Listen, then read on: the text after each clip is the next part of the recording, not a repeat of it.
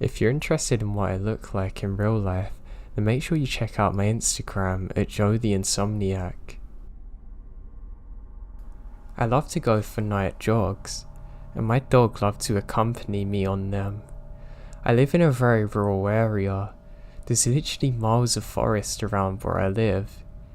Some people might be scared of night jogging because of this, but to me, it was normal, to be honest. So when I went for a jog one evening about 4 years ago, nothing felt different.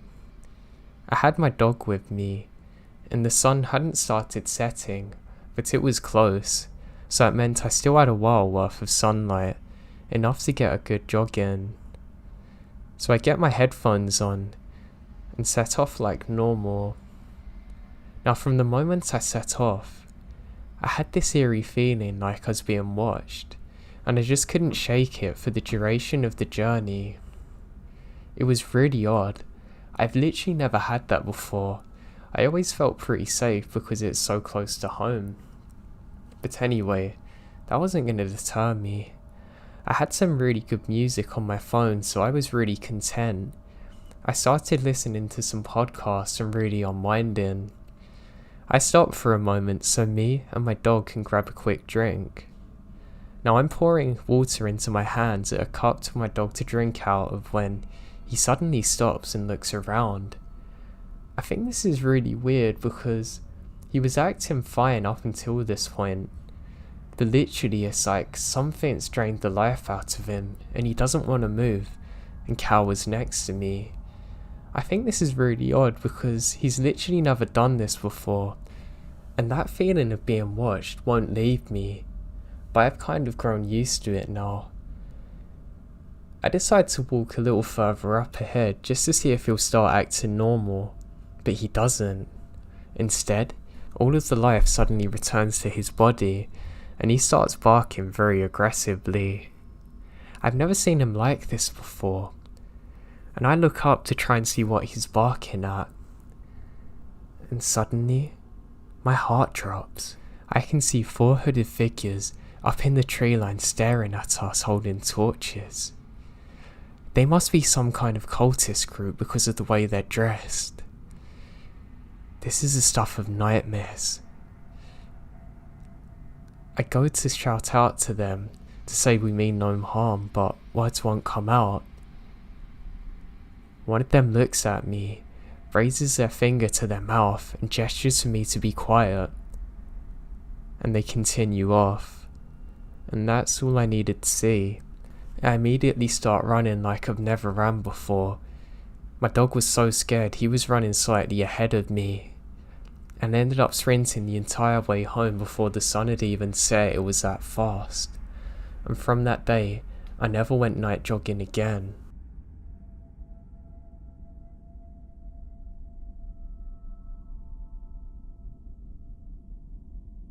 It was back in 2010, and I just started college.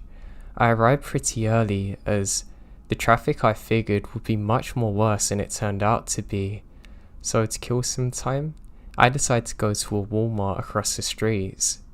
After shopping some MGT and buying some food, I made my way out, and once I stepped off the curb, a man started following. This guy is probably between his late 30s and early 40s. He looks pretty unkept, ripped jeans and looking old. He has a faded shirt that looked like it was once a designer or had writing on it, and a baseball cap that only showed somewhat of the writing on it. Once he stopped, he come up to me and said, "Hey man, I hate to bother you, but I was doing construction work and ran out of gas in my truck. Could you help me out and drive me to the gas station, please? I'm alone and pretty desperate." Obviously, that seems sketchy, so instead of a lift, I offer him $10, thinking it might be a guy down on his luck.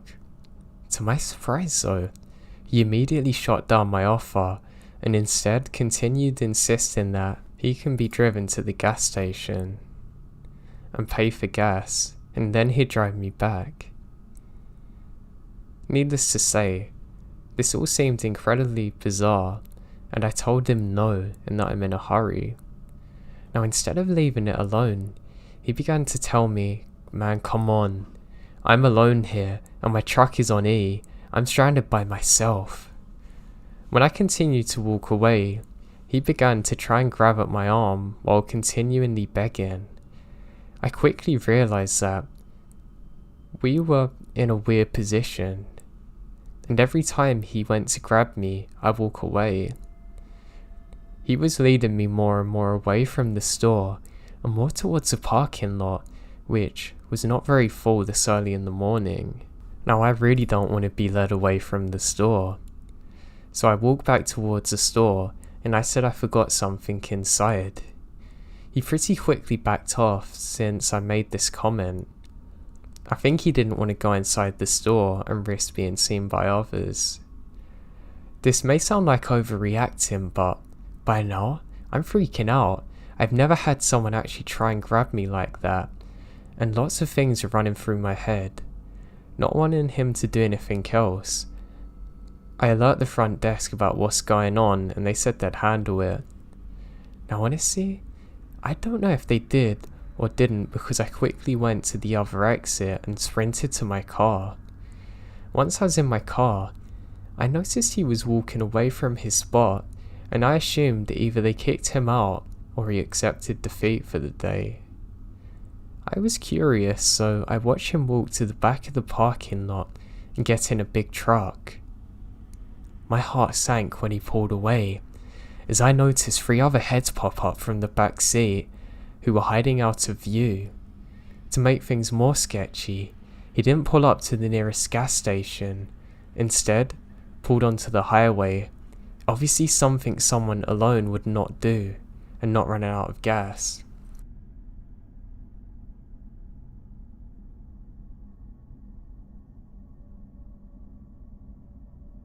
I need to mention first, I'm an Insomniak. He's part of the gang. 2 weeks ago, I felt I would not be able to go to sleep, so I decided to go for a walk at around 12:30 PM. Considering that I'm 6'2", 250-pound male in decent shape, I never felt scared to walk at night, thinking more the opposite, that people might be concerned about me. But around 10 minutes into my walk, I got a chill in my spine. Something wasn't right. I glanced around me and noticed someone on the other side of the street wearing a hoodie walking. I try and shake it off, telling myself it's just another Insomniak maybe. But the chill would not go away, and something's off with the other guy. I start walking faster, deciding I'm gonna cut my walk short and head home instead. Now he even starts walking faster. At this point, I was sweating like crazy. He's keeping up the pace. 5 minutes have now passed and I'm sweating more. I turn my head and he's there still, but I get a better look at him. That's when I notice something else on the side of the road. It's another person wearing a hoodie about 3 meters behind me. My brain goes to panic mode and I start running as fast as I could. Soon, I heard their footsteps catching up to me. This is by the point I'm close to home, so I knew the layout easily, but they're very close. I jump over a bike rack and went down into a dirt trail that went into a small forest near my house. At that point, I knew they were still following me, but were not right on my trail since there was a delay before they hit the dirt path. My lungs are on fire, and I don't care. I diverged from the main path and went into the forest, running through the trees in a smaller path that led to one of my neighbour's backyards. I ran up to the other side of my street, to my house, turned the corner, and go through the bushes around my house, entering my back door, with my whole body on fire. By that point, I peeked through my window and saw them running past my house. I was safe, but I saw something that made my body go from burning to freezing in a split second. Both of them had knives in their hands. Now I don't know if it was because of the running or because of the fear, Probably both, but I end up throwing up. So, to whoever those guys were, I hope I never see you again.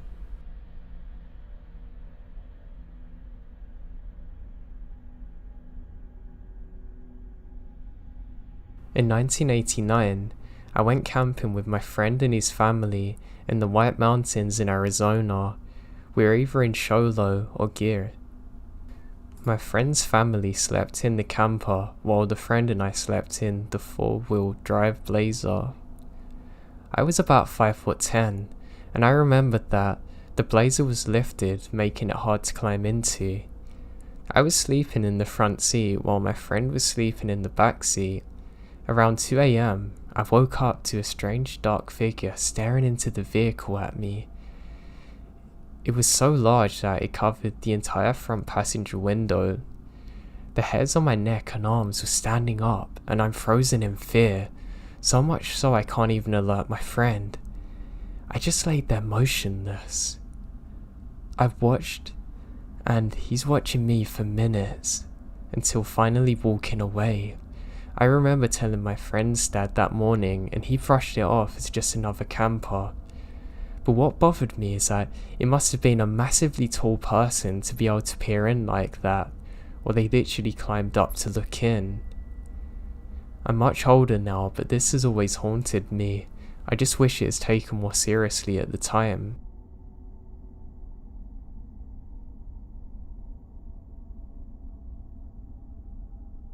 I was returning home from a friend's place at about 8 PM. I had left my phone with my mum and had absolutely no money with me.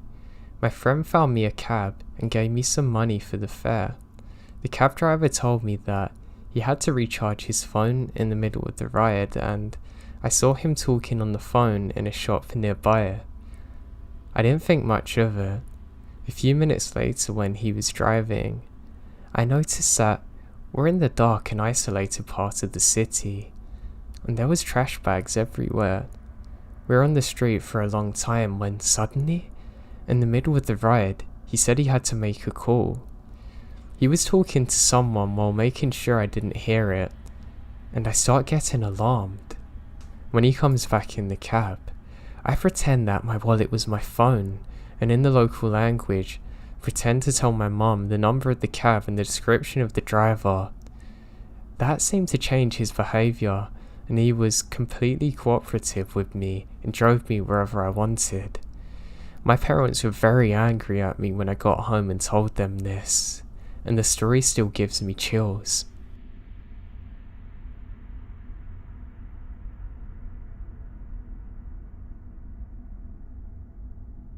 Some 20 odd years ago, I was reconnected with a family member. Said family lived way up in the hills of Northern Carolina and had given me directions to their house. I was driving my vehicle with my sister in hers, following behind. We each had CB radios, so we communicated on the way. Now while we're driving, I thought I was on the correct road, and the dirt road immediately climbed at a very steep incline. We slowly make our way up, and around this road it comes out to a dead end. At the dead end was an old rundown house with a huge front porch. On the porch was lots of objects, including an ironing board leaning against the window, crates of soda, and some bags, etc. An older gentleman was sitting in a rocking chair and had a long rifle sitting across his lap. To his left, I assume is his wife, who had one of them old-time washer tubs under her feet. Then there were several barefoot kids running around.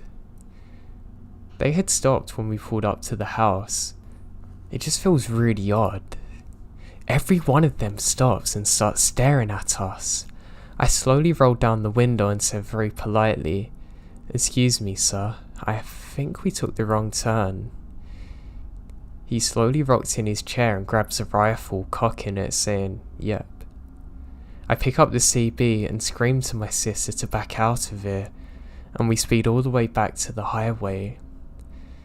It's easily one of the most surreal things I've ever experienced in my life.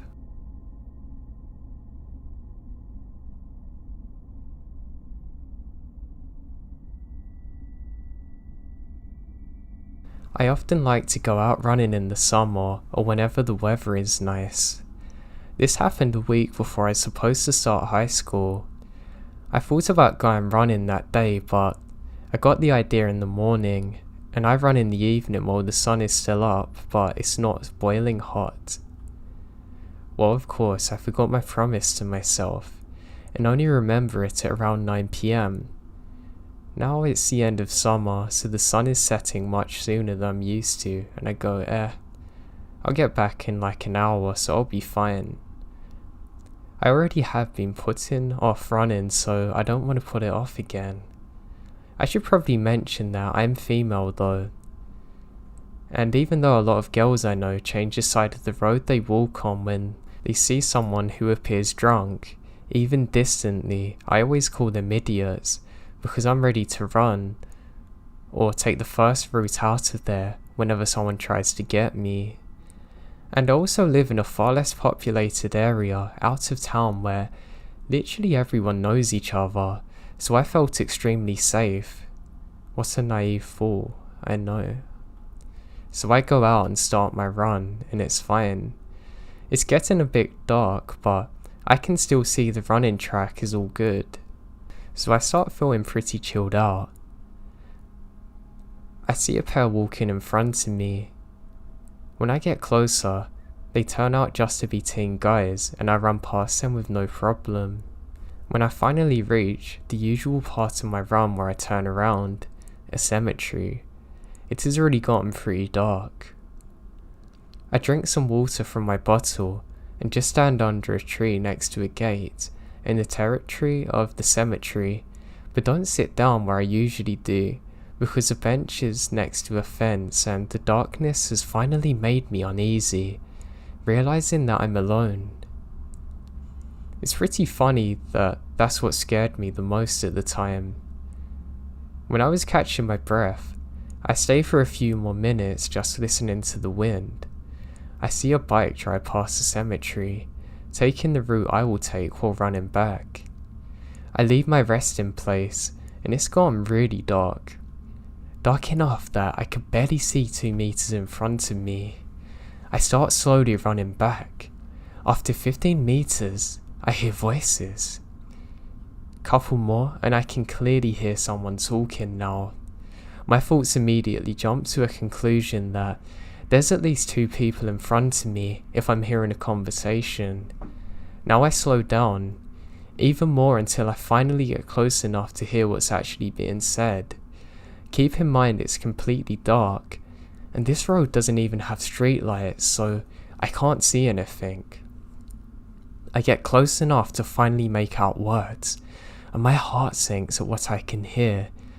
I can't recall exact words, but it's along the lines of, I see this girl, I could just pull her into the bushes. There were tall bushes lining either side of the track. As I've said, my heart stops, but I immediately go into fight or flight. I can hear my heart beating in my ears. I'm full of adrenaline. The bad kind. I know I just can't stop, or he'll know I heard what he said. So I continue to walk, but thank God the track is separated from the road by a small grass field. So I go to the side of the road, making some distance between us now. I keep looking at him. Keep in mind I still don't even know how many people are there, but I see a square of light, presumably from a phone. I then hear him jump on his bicycle and drive off. He's talking on his phone. I walk on the side of the road for another good few minutes until I'm sure he's far away from me, and once I get back on the running track, I sprint like crazy to get home. All the way back I'm literally shaking with fear, and looking at the bushes, so worried he's going to jump out after me. I had my water bottle ready to throw it at them.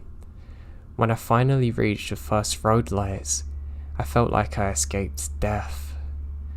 This is the most scary thing that happened to me while I was jogging, and I've never went out that late again alone.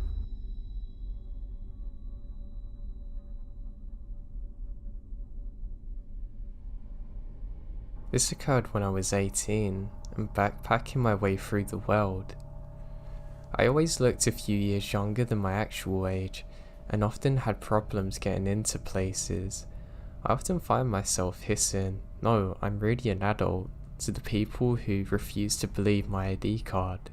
I arrived in Western Australia in January, in a little town that looked nothing like the brightly coloured postcard world that I left behind in Sydney. I rented a car and was getting used to the Aussie way of driving, and didn't pay attention to the fact that I'm running out of fuel. So naturally, now the car suddenly gives up. I wasn't worried though. I had a spare tank in the trunk. I had problems getting the lid off though. No matter how hard I pulled it, it didn't give in. So I started walking back to the little cluster of shops I spotted earlier. I was greeted by a man on an ATV-ish thing, sitting outside a shop. He nodded in the direction of the road and said, "Problem with the car, missy?" I must have looked puzzled because he smiled and said, "No one comes walking in here from that direction. There's nothing out there." I explained the situation and he listened sympathetically. "Do you rent the car from the Free Freddy? No wonder he gave you it. You can't trust that bloke, you see." He introduced himself as Charlie and quickly got off and offered me a spare tank, saying, "You want to ride back? It's an awfully warm day. No ozone layer here, you see." He was speaking weirdly. I felt a bit stupid hesitating, but he seems like a nice guy. And he was right. The sun was terrible. My shoulders already burnt despite sun cream. He must have sensed my hesitation because he put a hand on my shoulder and said, "I'm not the boogeyman.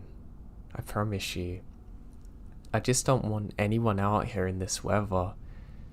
I would have offered you a ride if you're a 40-year-old bloke too. Here, take my helmet. My head ain't worth protecting anyway."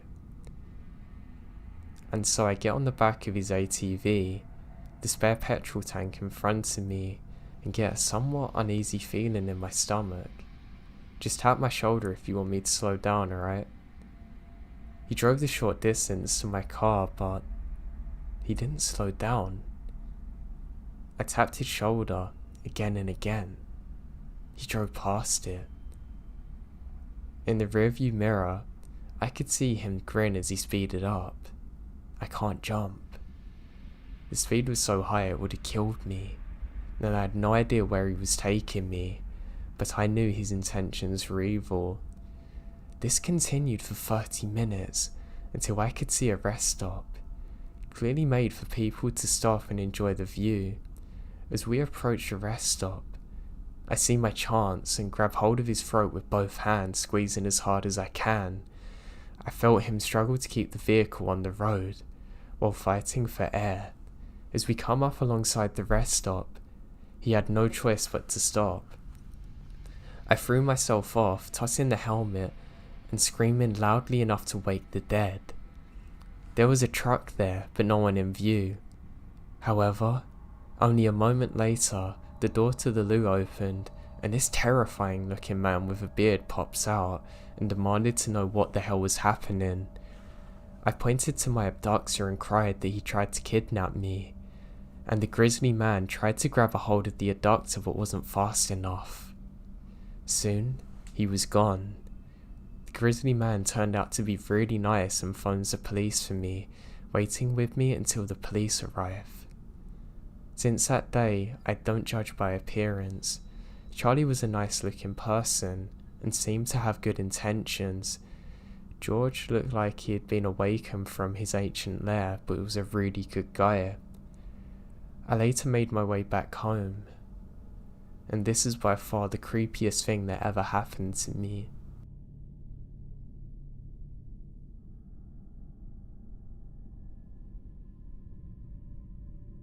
Back in 2000 or 2001, I was driving by myself, from visiting my mum in Colorado back to Arizona.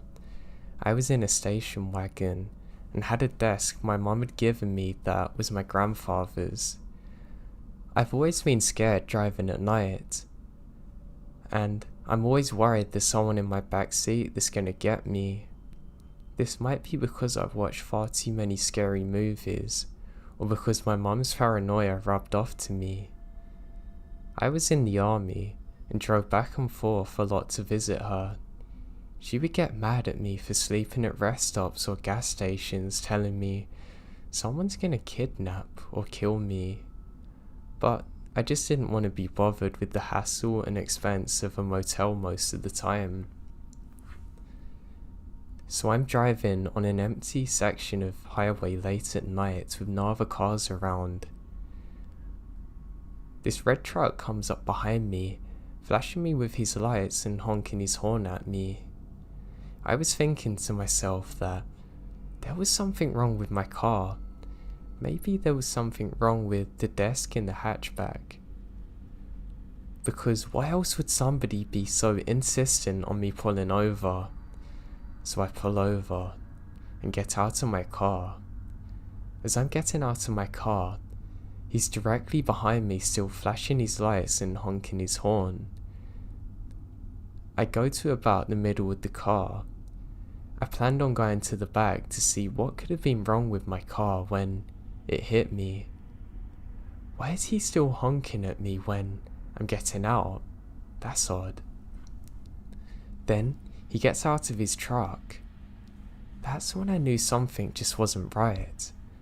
I jumped back in my car and sped off.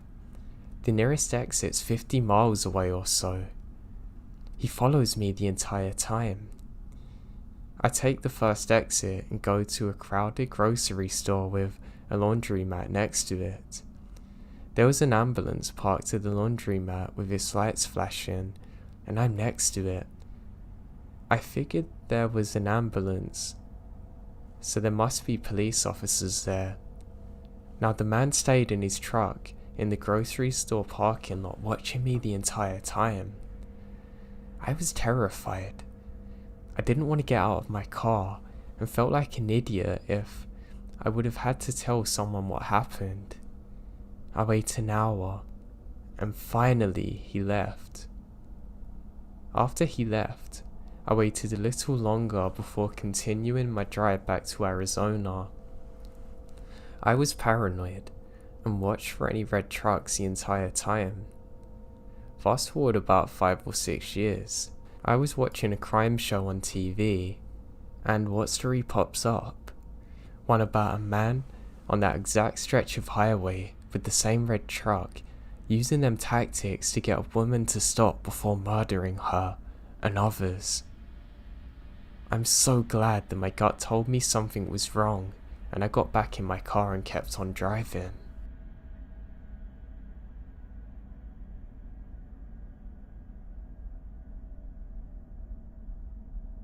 This happened to my wife while we were dating. When we were dating, I lived in southern New Hampshire and she lived in Philadelphia. Most of the time, I would come down and visit her. Since she works at college, she had a few weeks off in December. She decided to come up and stay with me. She's packed a week's worth of clothes and her cat in the car and drove up after work. Driving on an interstate at night means coffee, which means bathroom breaks. She pulls into a rest stop in Connecticut. By rest stop, I mean bathroom, vending machine, and a rack of tourist brochures. As she's walking towards the building, a man, wearing jeans, an army jacket and knife cap walks out between 2 cars starting on her. The man immediately reaches out, grabs her head with both hands. He's standing in front of her, arms out straight. She's not able to pull his hands off her head. He's staring into her eyes with a detached expression.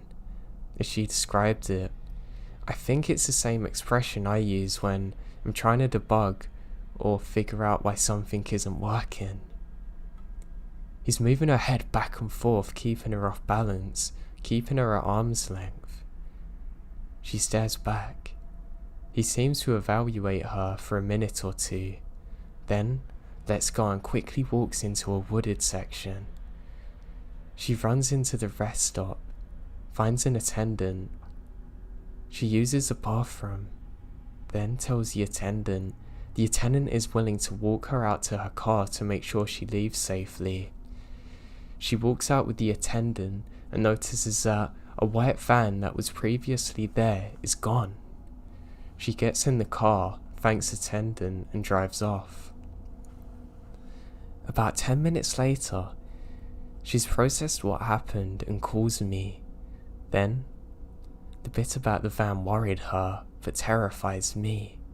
We talk for a little bit. She's familiar with the law enforcement and offenders and have a brief that this wasn't just a foul mugging. She talks to the police, but they didn't seem to be too interested. What worried her the most was that her cat would have suffered in the cold if something happened to her. After that, every time I drove between NH and PA, I've stopped at the rest stop for a few minutes to try and look for white vans. I don't know what I could have done, maybe got a reg plate at least, but I've never seen them. It's terrifying thinking there's people out there like this. I'm just glad nothing ever happened then.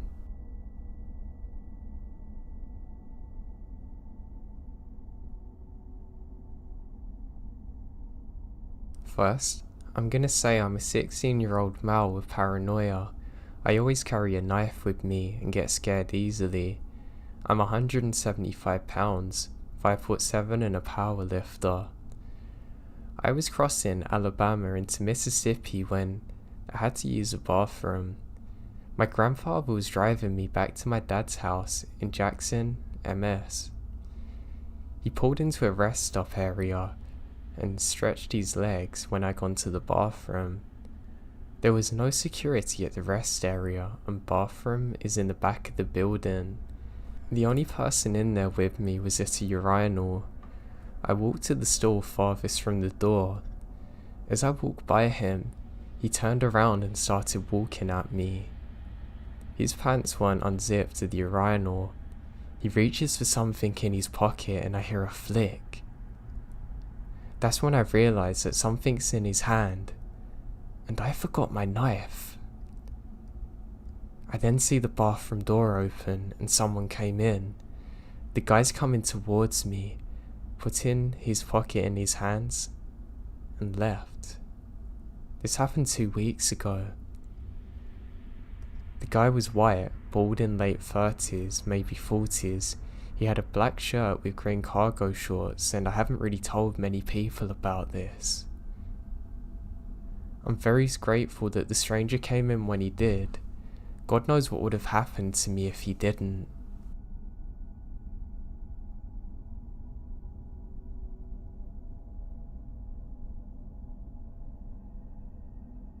This was a story I grew up hearing my mum telling me about. I was really young when this happened, and I know for a fact it was before I was 5. I only have some foggy memory of the event, especially because my mum at the time didn't want to freak me out. Now, for some context, first, we have a family all over the country. I remember spending so much of my childhood just on the road trips from state to state to visit family. So we know our ins and outs on travelling. 2. When I was a child, I would randomly hug strangers telling them I loved them. I was so filled with joy and love that it just spilled over to everyone. There was basically only one stranger I never immediately latched onto the second I saw them, being this story. So my mum was talking to me, and we're taking a visit to see some relatives while my dad was staying at home with brothers. So, she had to go to house sit, and in general is a better caretaker of me than my father, so it made sense I went with her. We were driving for hours until we finally hit a rest stop, and so got out to use the bathroom. Now, there was already this guy in the parking lot, and according to my mum, it looked like he was watching everyone who entered and left the rest stop. The second we get out of the car, he did too, My mum held my hands as we went into the restroom, but immediately picks up on the fact that I let go of her hand to hold the other, the way facing the man. Now looking back, she told me that it was clear somewhere in my tiny child brain that I picked up on some sign of danger because I avoided this man as much as I possibly could and would quicken my pace to the restroom and car. I never did that with another stranger again. I had never blatantly avoided another adult like that. Anyway, as we do our business and head back to the car, the man had gone and left us, only then to follow us back in his own car. My mum immediately realised what was going on, trying to shake him off on the highway. He wouldn't budge, and tried to get as close as he could. Apparently while doing this, a semi-truck driver notices how frantic and off she was driving and could see her looking in the back. He realised what's going on and drove up to her side, making eye contact with her, and they're on the same page from then on out. Turns out, the driver called up on the radio to other truckers saying what was going on, and a bunch of drivers from different routes nearby came to the same highway that we're travelling on. A few minutes later, they began blocking out the other guy's car, and essentially trapped him away from my mum and I as she turned onto the next exit to find another rest stop, as the original truck driver follows us in. He got out and talked to my mum and told her he picked up what was happening, asking if we're okay, and drove with us to a Burger King and got something to eat. We talked and he got back onto the road until eventually we go separate ways. So to the guy who was probably going to kidnap me and my mum, thank God you never got a chance to, and thank God for the truck drivers who probably saved our lives.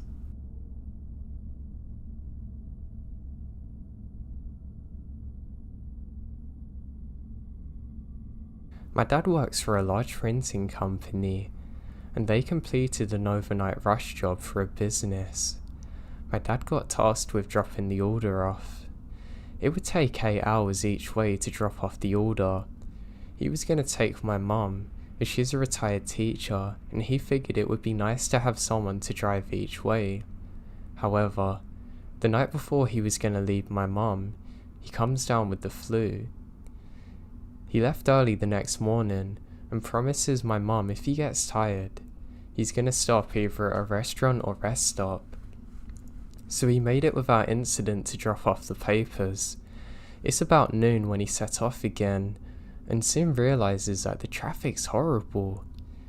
My dad decided that he'd take the long way home. It would add an hour or so, but he feared it would take longer to wait in the traffic.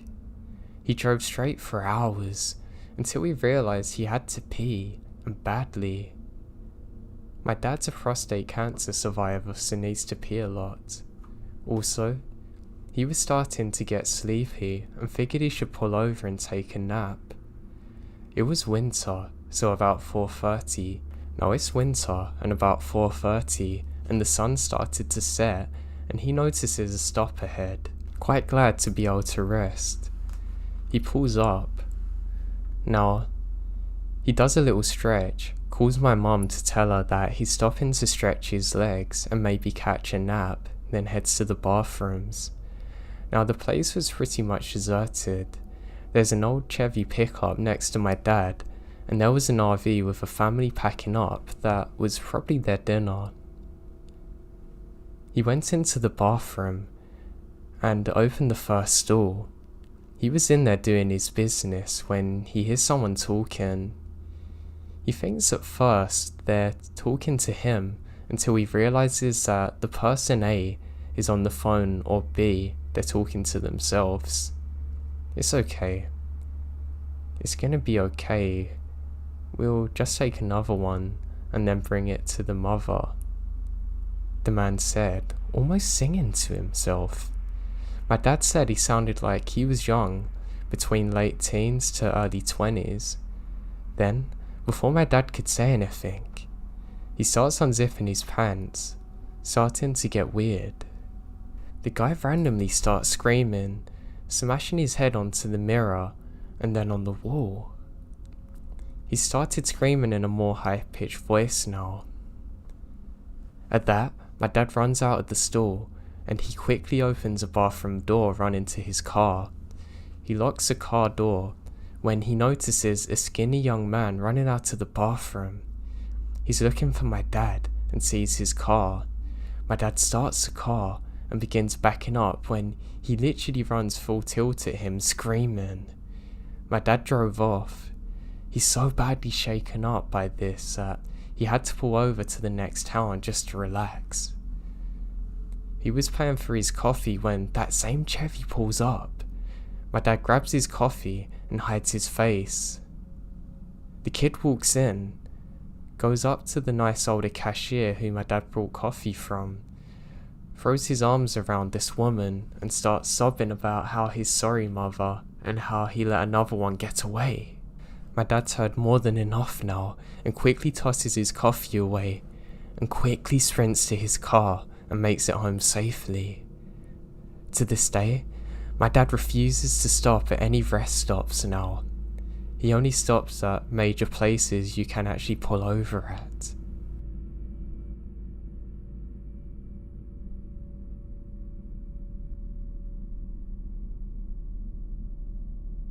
For some context, I'm a 31-year-old female.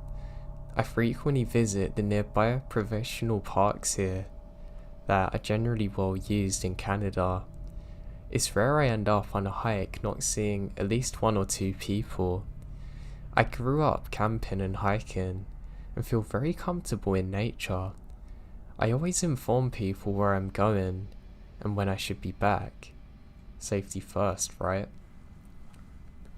So one day last year, I was going stir crazy, so I took myself out to a popular educational centre. A branch of trails stem from this one spot. Now they're not long trails, but are all interconnected, so it's easy to create your own distance. It was midweek, so I wasn't expecting to encounter many people, maybe a school group at most. I grabbed my backpack, lock the car and head out. It was a beautifully sunny day, mid-autumn, so it was a little chilly out. I was listening to the sounds of nature surrounding me. Some squirrels, birds, even a deer crosses the trail at one point. I was sticking with the main trail, which had educational signs identifying different types of plants as you went along.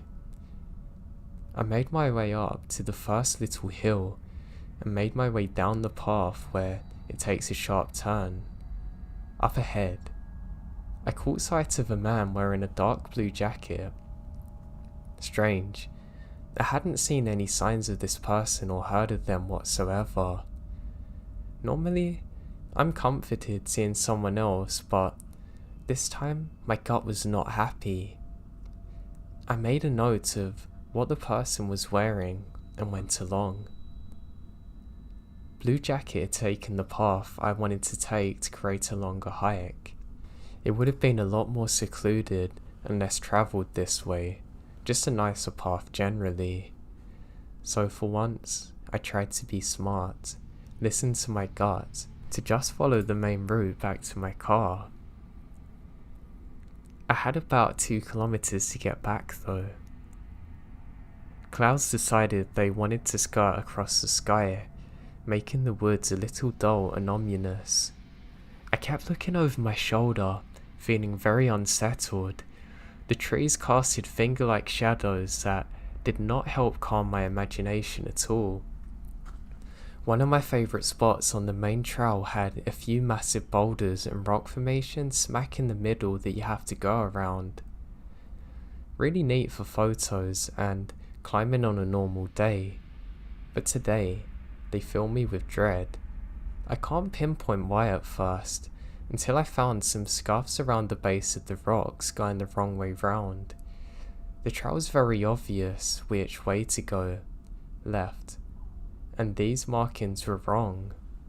It's like someone went the wrong way around the rocks, dragging their feet behind them. An animal? Maybe. I can't figure this out. I wanted to turn around and go back the way I came from, but that would have added 4 kilometers back to the car.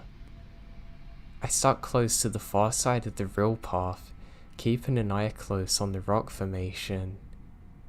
As I made it to the other side of the rocks, I caught sight of some blue fabric, the same blue jacket I saw earlier. The person now suddenly ducks down, as if they're trying to avoid being seen. For Blue Jacket Man to reach the rocks before me, he either cut his own path through the woods or sprinted 5 kilometers. I don't like the prospect of either option. Maybe he was taking a leak. Yeah, I'll go with that. I pick up my pace and dug my phone out. I texted my usual hiking friend telling them the details in case I went missing. I glance behind me, and again I see him staring at me. I ran the rest of the way back to my car, hopping in, immediately locking the doors, and curiously, there's not a single other vehicle in the parking area. This place was nowhere near any towns, so I have no idea where this person came from. I took a couple of minutes to sort myself out in the car, and as I pull out to leave, I look at the trailhead, and that damn blue jacket was on the signpost that I had passed to get in my car, and no one's visible. I was so spooked out by this encounter that I refused to ever hike alone.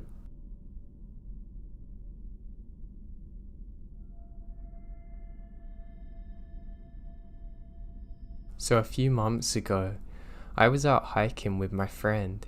We live in the mountains of Western MD, and we're about 6 miles into an 8-mile loop we have done frequently when we decide to take some pictures and eat a snack at the summit. This area of the trail had a park, branches, benches and tables, and parking lots. So we're sitting and talking, and I noticed a man just walking around the park alone. He was walking aimlessly, staring at his feet, which confuses me, as he's in jeans, a button-down shirt and not exactly hiking attire. We now decide to set off on the last 2 miles of the loop. This park goes downhill to the headquarters of the park, and is cut out of the mountain/bank, and the end leg is the parking lot where your car is. You don't have a lot of visibility from the trail, and you have to walk single file. I was walking in front and talking to my friend. I turn to look at her, and I see the same man right behind her, following at a rudely close distance. I immediately got a gut-wrenching feeling. I noticed that he didn't have any backpack or hiking gear, and not even wearing boots. Something about his eyes really scared me. So, a bit more walking and he continues to fall very close. I say to my friend that I have to tie my shoe. This is a reason for him to pass us. In case he's following us, we'll realise. She immediately catches on to what I'm doing and we pull over. He looks very startled, and she politely says hello, and he just stares. This is when I notice that he is carrying a stick. As I'm fiddling with my shoe, she stands between us and he passes us. We wait to give him some short distance ahead, but immediately he slows down. We now wait for a bit longer, and he gets to the furthest part of the trail that has sight lines to us, and he turns around, looking up at us. We decided that something feels wrong about this guy, and we don't want to press him or pass him again. So we turn around and walk back up the trail towards a park with the tables and parking. A few minutes later of walking up the trail, I look back and see he's on the trail too. He's following us. I tell my friend to walk faster. We book it up the trail and get to the parking lot area we were at before. We start to strategize and wait, deciding that we will wait to see if he comes back up the trail to the lot. There are more people around here, so we feel safer waiting it out. About 20 minutes go by, nothing. We are talking about how that could mean that he kept going on the trail and is long gone, or is waiting on the trail where it's more desolated. While we're thinking this, we see a couple come up from the trail we're on, presumably taking the loop in the opposite direction we're on. We approach them and ask if they saw the guy there. They tell us they saw a young man sitting on a rock about halfway down. They describe the man as following us. We explain our interaction with him to the wife and go back and forth in conversation. The husband says we need to call a ranger. He wasn't just sitting there, he was carving a stick with a knife. He's clearly armed. Needless to say, we call a ranger. The nice couple walked that fast leg with us to make sure that we can get to our car safely, and gave us their number in case we need anything. The rangers then rushed to the trail, but there's no sign of him. I wish I knew where he went and what happened to him, but I'm glad that I followed my instincts. I hate to think of what he would have done with a knife to us, out in the isolated part.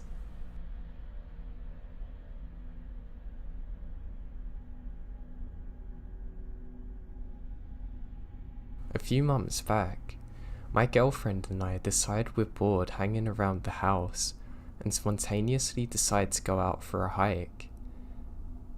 We don't go hiking often, but the idea appeals to both of us, and even though there was only about an hour left of light, we figure we have enough time to enjoy a hike before it gets too dark.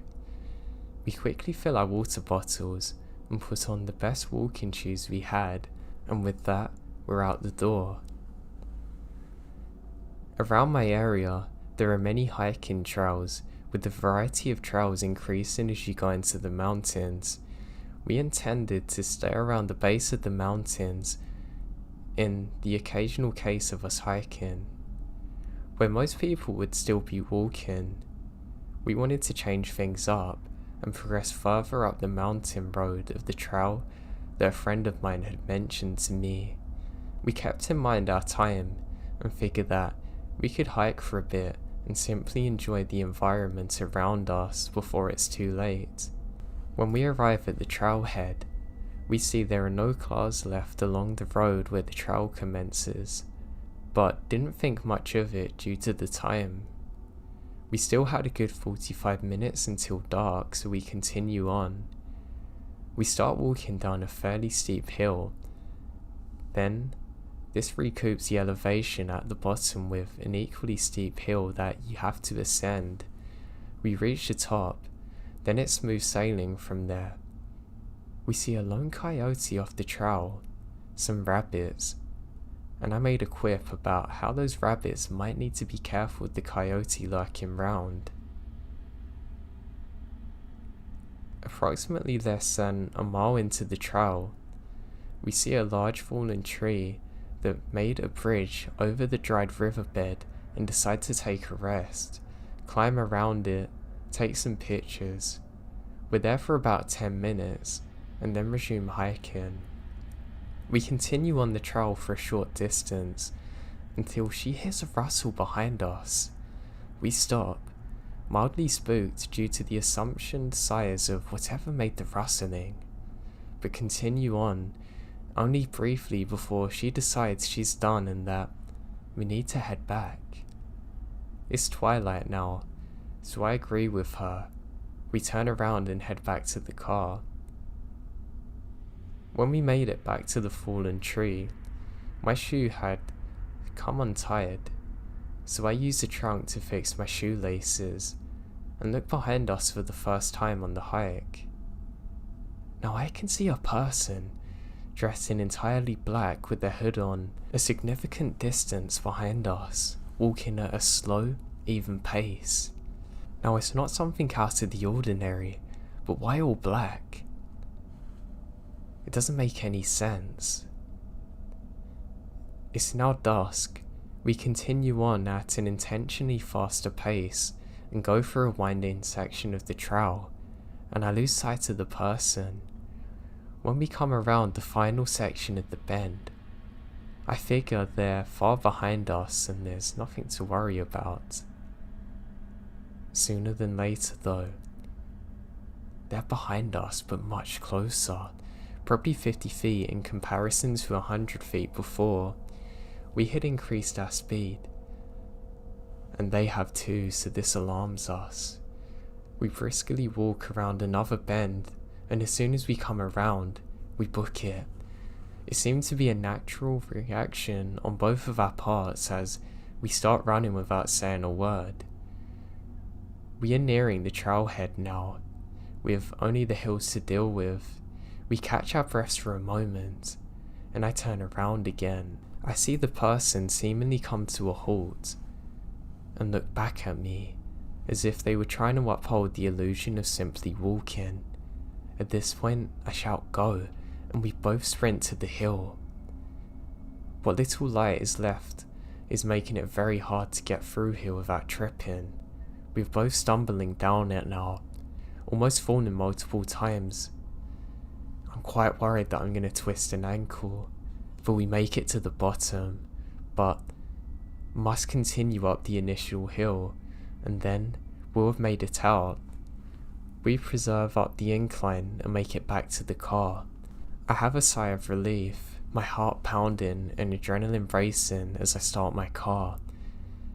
I go into reverse and, what do I see? The same person emerges, breathing heavily. We finally get a glimpse of him. He has a pale complexion and dead eyes, and has a furious look on his face and was holding something in his hands. I don't take a second to see it, I just speed out of there, leaving him in the dust.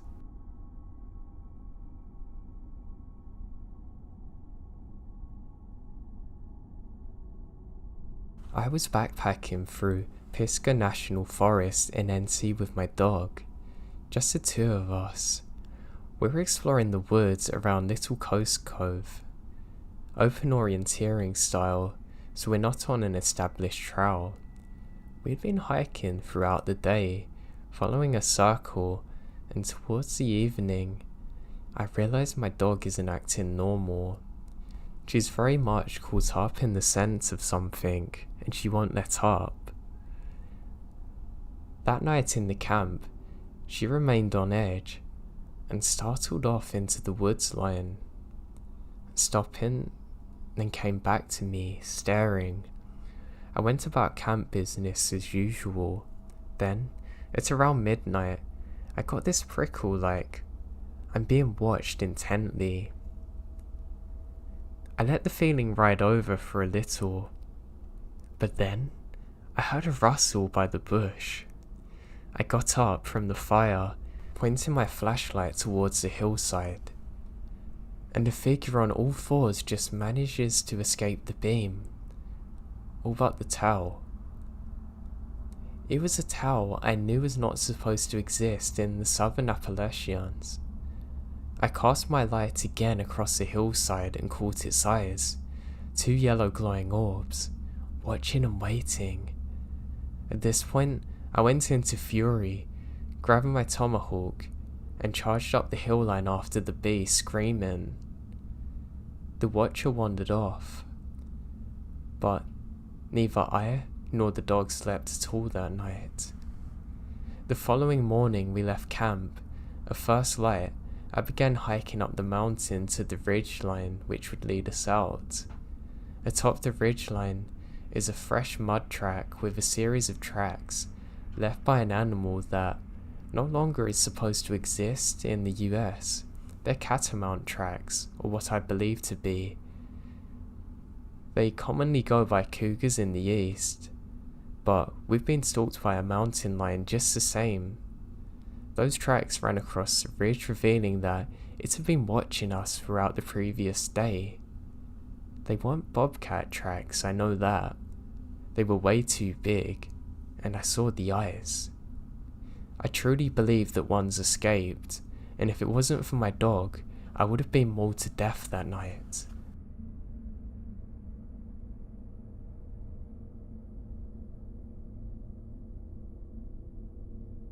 The neighbourhood where I grew up was more or less suburbs, except the back end of it that borders a massive field where nothing has been planted in decades.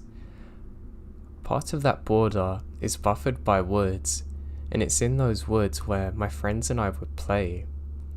One day, we were particularly deep in the little section of forest. We were attempting to pick through what looks like overgrown dozer tracks. The woods are thick across NT, but the central/eastern proportion is thick with kudus in particular, and it has given us hell. We had probably made a mile of progress in this track when we come across a depression full of water. I hesitate to even say it was a pond, because it was perfectly round like a crater. The water had obviously receded in the middle, and was exposing the roof of an old car. At about this time, one friend found a license plate under a pine duff. It was tagged with buckshot. Next to the door, a full car door had been buried under a pine duff, riddled with bullet holes. Now it's certainly not an uncommon way to have fun in the south, go out, have a few beers and shoot some junk with your friends. But what we found next, however, wasn't a run-of-the-mill Saturday night. We find bones. Our still innocent minds first assumed it was a white-tailed deer. We started dragging out the bones and laying them out by the side. Not sure if our objective was to make a museum-quality deer skeleton or what, but that's what we did. Then the pelvis came up. I immediately recognised it because my uncle was a chiropractor and had a full model skeleton in his office called Mr. Bones that I would look at. The more I started to look at our growing collection, the more I started to see Mr. Bones taking shape. I got a gut feeling about being the oldest and I told us to stop digging. Something really doesn't feel right here. There was some protest, but I convinced everyone. Now we start hiking back the way we come from, but I can't stop thinking about those bones. That night, I told my mum what I found, then I had to tell my dad the story. At first, they're convinced that I'm just a dumb kid, but I knew what I saw out there. They talked behind closed doors, going back and forth. The next day, I told the story to 2 sheriff deputies, and took them out to the area where I found this in the woods. About an hour later, there were police vehicles entering, packing the tiny dead end leading off into the woods. Chainsaws cleared the brush, and men in white suits with detective badges smoked cigarettes and talked amongst the other men as they carried bags from the forest, putting them into the vehicles. Then they were gone. And I waited months and months to hear anything, but nothing comes back. I asked my parents what happened, and they don't really know much about it. Eventually I stopped asking questions for the most part, and it faded back into my memory. Until one day I was home from college sitting by the fire with an old neighbourhood friend who had been there that day. He saw everything I saw. We started talking about it for the next few hours. We started doing research online but can't find anything. It was so baffling. I asked my parents the next day and they still have no idea what I'm talking about. His parents said the same thing. To this day they're so adamant that nothing happened. It's crazy.